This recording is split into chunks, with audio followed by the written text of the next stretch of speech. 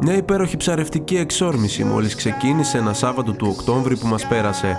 Με σύμμαχο τον καιρό φυσικά, και αφού ρωτήσαμε το φίλο μας το Δωρή από τα Γιάννενα για να μας δώσει κάποιες πληροφορίες για την συγκεκριμένη ψαρευτική περίοδο, εγώ και ο Σπύρος είπαμε να επιχειρήσουμε να βρεθούμε κοντά στη λίμνη Παμβότιδα για 3 ημέρες για να δοκιμάσουμε τις δικές μας ψαρευτικές ικανότητες και αν θέλετε και την τύχη μας. Οι εικόνες που αντικρίσαμε με το που φτάσαμε στην πόλη μαγευτικές. Το τοπίο φαινόταν ολοκάθαρα στον ορίζοντα και μπορούσε να διακρίνει κανείς τα πάντα στην επιφάνεια και γύρω από τη λίμνη, όπως το φιλαράκο μας που ο φακός τον διέκοψε να τρώει το κολατσιό του.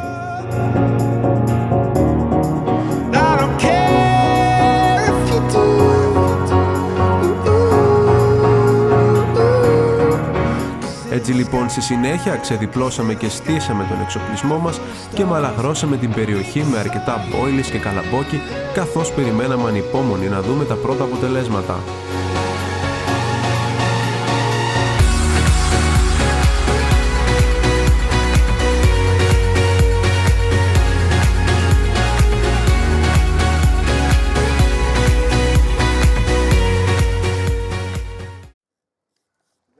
Βγάζω.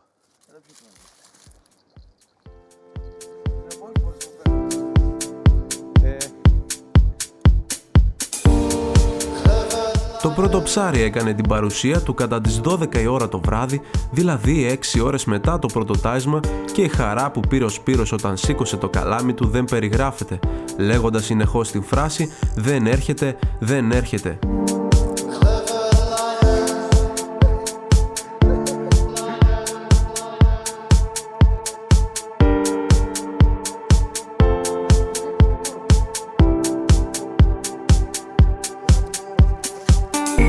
Το ψάρι προσπαθούσε επίμονα να ξεφύγει, καθώς ξεγλιστρούσε από την απόχη κάθε φορά που επιχειρούσα να το αποχιάσω.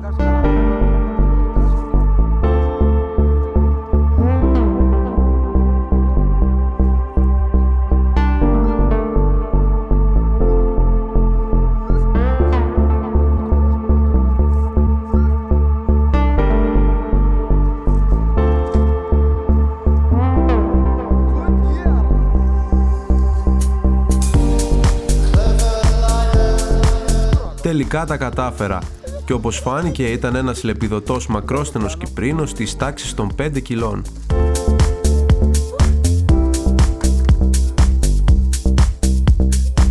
Έτσι λοιπόν δεν δίστασα ούτε στιγμή. Έπιασα τη φωτογραφική και κατευθείαν έβγαλα το Σπύρο την απαιτούμενη φωτογραφία.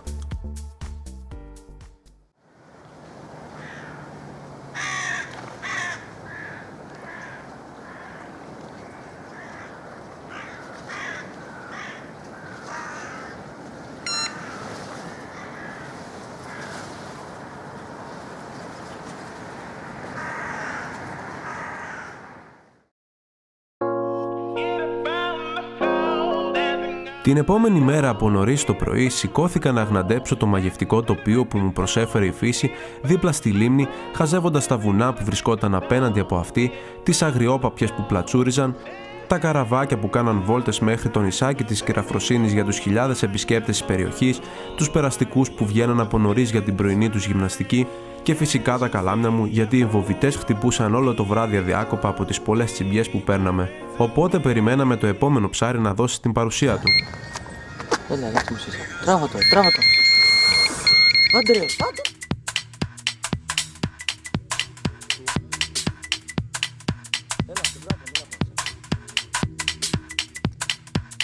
Στις 9 το πρωί λοιπόν, και αφού κάναμε μια αλλαγή στα καλάμια μας, ένας ακόμη δυνατός χτύπος του βοβητή στο αριστερό καλάμι μου έδωσε άλλη μια συναρπαστική εμπειρία.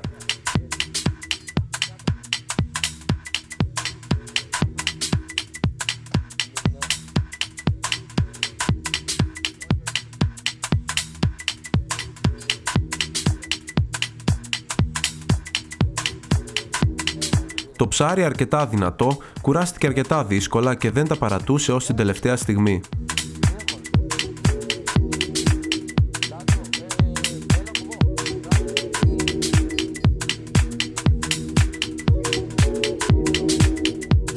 Μόλις το είδα στην επιφάνεια του νερού, διαπίστωσα ότι ήταν ένα καλούτσικο ψάρι, το οποίο όπως μου φάνηκε ξεπερνούσε τα 4 κιλά. Όμως... Μια αποτυχία έβγαλε ο Λάζος ψάρι και το έχασε. Είναι άτυχος. Άντε να κάνουμε.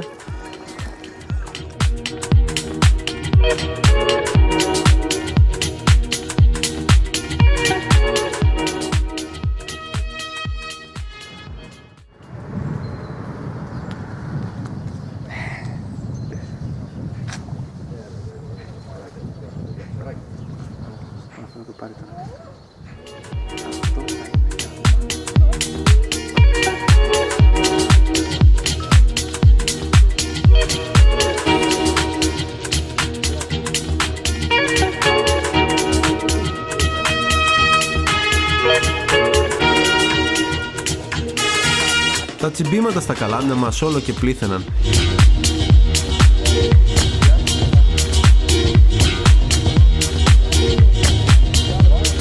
Έτσι συνεχίσαμε να μαλαγρώνουμε με μπόιλις και καλαμπόκι την περιοχή για να κρατήσουμε κοντά τα κοπάδια που όπως φαινόταν ήταν γύρω από τα δολώματά μας και τα επεξεργαζόταν χωρίς δισταγμό.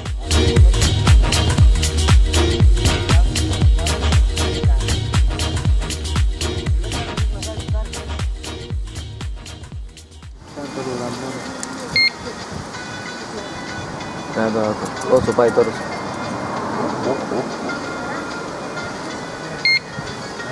Έλα. Όχι. Το ένα πίσω απ' τα άλλα. Ωραία, μπράβο. Αχα, έφερα μου. Βγάζεις. Καλό είναι, καλό. Παίρνω τη μύτη μου νομίζω.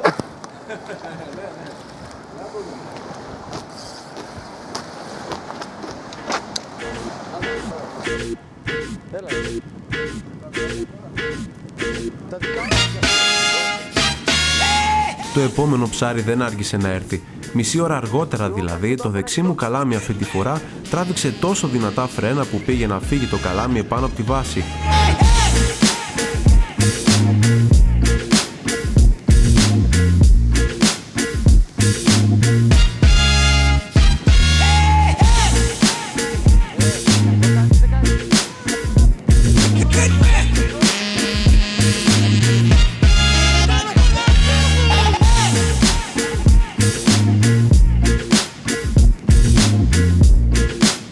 Έτσι σιγά σιγά, χειρίζοντας σωστά τα φρένα, προσπάθησα να το φέρω όσο πιο αργά και ασφαλές γινόταν στην απόχη.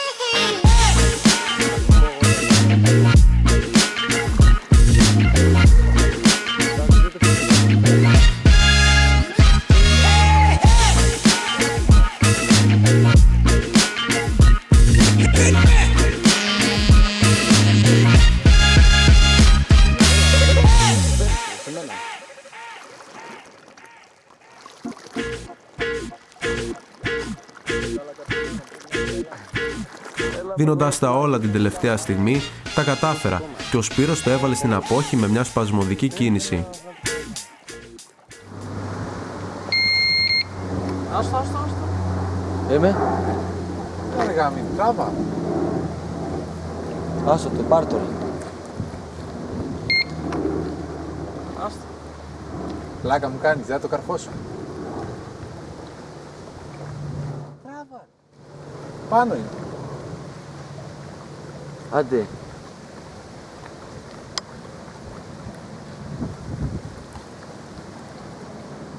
Άρτα. Πάμε. Περίμενα να του σκώσει, τράβα το. Τραβήξω. Περίμενα να του σκώσει μία ακόμα.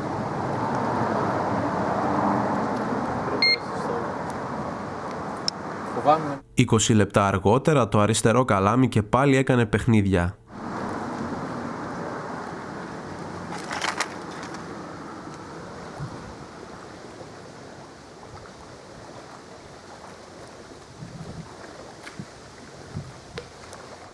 Ένα μικρότερο ψάρι προσπαθούσε να φάει το δόλωμα, όμως φαινόταν πολύ καχύποπτο.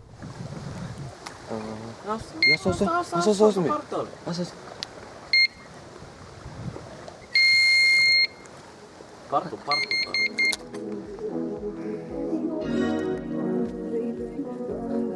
Το προλάβαμε γι' αυτό.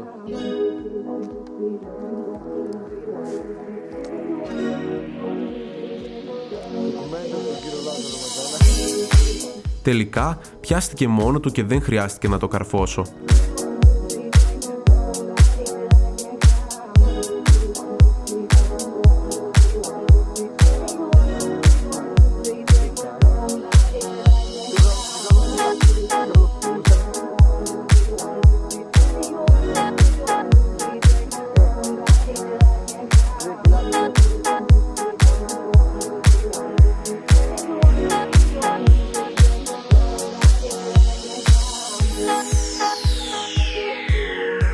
Εύκολα ήρθε προς την απόχη και ο φίλος μου Θοδωρής, που λίγο πιο πριν τον είχα πάρει τηλέφωνο λέγοντάς του τα χαρμόσυνα νέα για το πόσο πολύ τρώγαν τα ψάρια, δέχτηκε να μας επισκεφθεί και να ζήσει κι αυτός μαζί μας αυτές τις συγκινητικές στιγμές.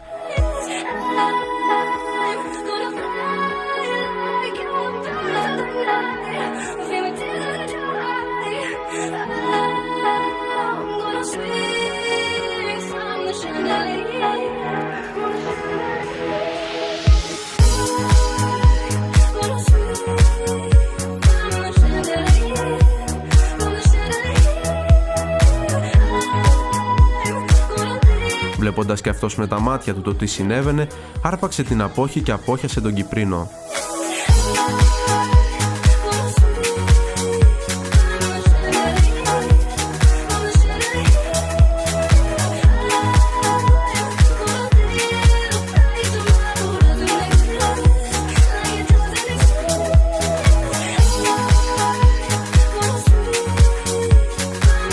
Όταν λοιπόν έβγαλα το ψάρι από την απόχη, σκέφτηκα να το πατήσω για να δω αν ήταν φαγωμένο και αν είχε φάει από τα δολώματά μας. Και ιδού, το ψάρι όχι μόνο έφαγε, αλλά μάλιστα και πολύ, αφού όσο και να το πατούσα άλλο τόσο δόλωμα έβλεπα να βγαίνει.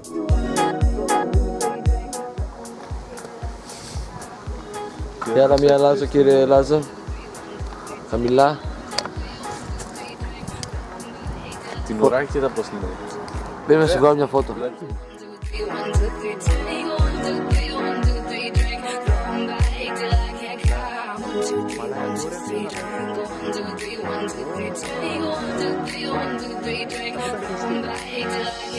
Το επόμενο ψάρι πιάστηκε στο δεξί καλάμι του Θοδωρή.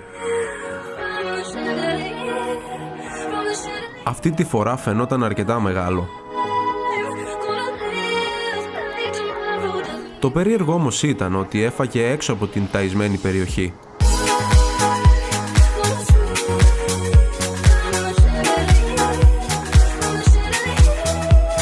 Αυτό συνήθως συμβαίνει όταν ένα μεγαλύτερο από τα υπόλοιπα ψάρια μπαίνει στο κοπάδι με τα μικρότερα σε μέγεθος και ψάχνει διακριτικά να καταλάβει γιατί είναι μαζεμένα τα μικρότερα εκεί.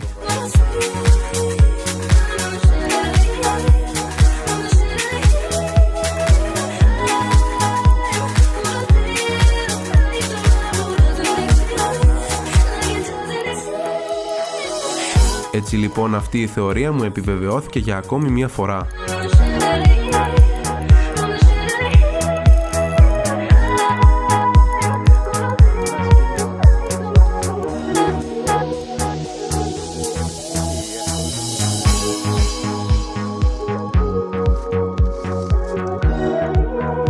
Καθώς η ώρα περνούσε, το ψάρι ερχόταν όλο και πιο κοντά στην απόχη και η αγωνία μας μεγάλωνε όλο και πιο πολύ για το μέγεθος του ψαριού.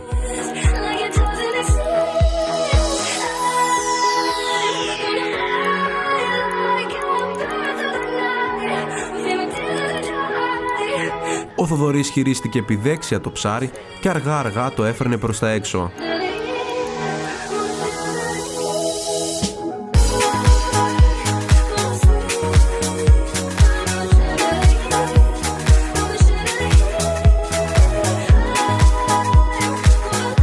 Κάπου εδώ να πω πως το ίδιο βράδυ χάσαμε πολλά ακόμα ψάρια, αλλά πιάσαμε και πολλά περισσότερα καθώς οι βομβιτές πήραν φωτιά.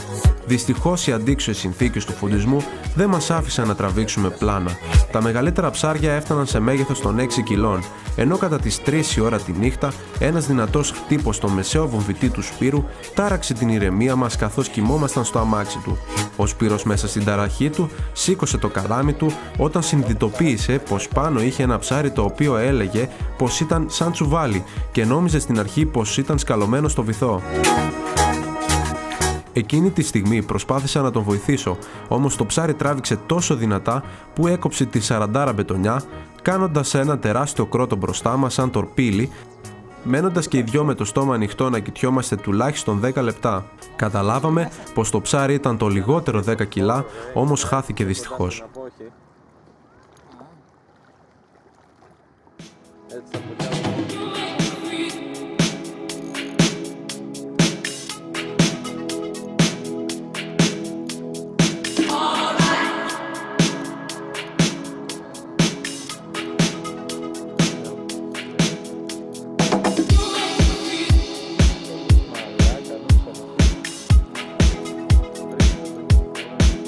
Ο Θοδωρής πάντως κατάφερε να βγάλει το ψάρι που καρφώθηκε στα δικά του αγκίστρια και το βάλαμε με ασφάλεια στην απόχη.